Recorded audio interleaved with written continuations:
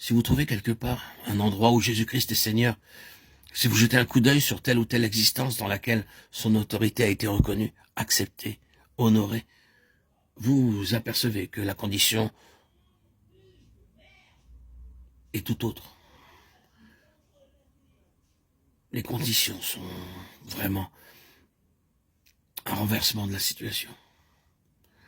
Vous trouvez là une preuve irréfutable que Jésus-Christ, quand on le regarde comme ce Seigneur, qu'il est en réalité, est capable de faire ce qu'aucune autre puissance ou combinaison de puissance n'a jamais réussi à faire, même en mobilisant toutes leurs ressources, là où toutes les autres échouent, lui triomphe.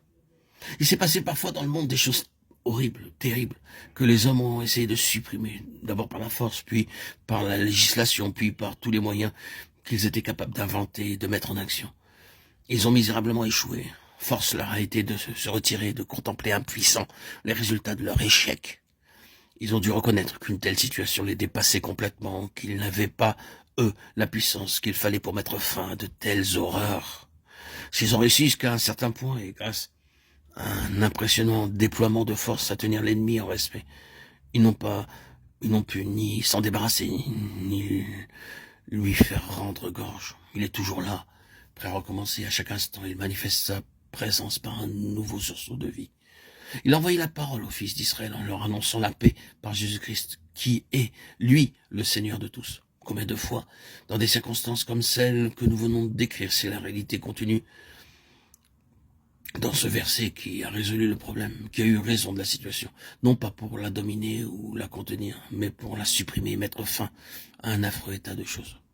Ceux qui avaient résisté à la force armée a dû rendre les armes devant Jésus-Christ, Seigneur de tous.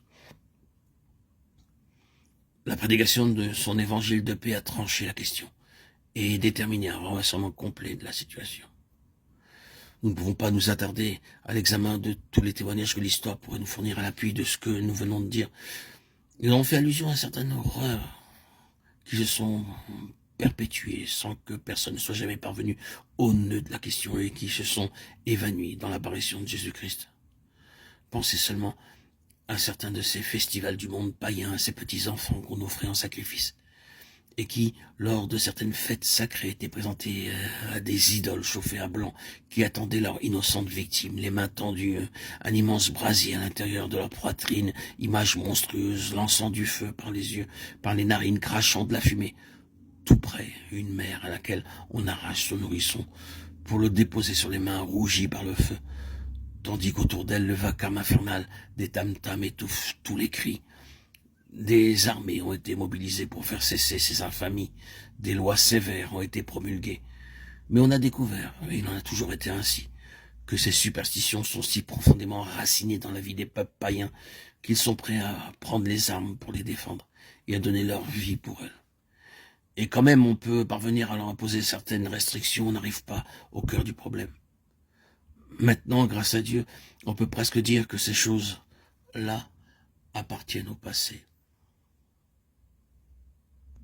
Ce ne sont pas les soldats qui ont tranché la question, ni la législation, mais bien l'évangile de Jésus-Christ, qui est, lui, le Seigneur de tous. Et c'est à cause de cet évangile de paix, c'est à cause de cet évangile de Jésus-Christ qu'on n'entend presque plus parler de ces choses.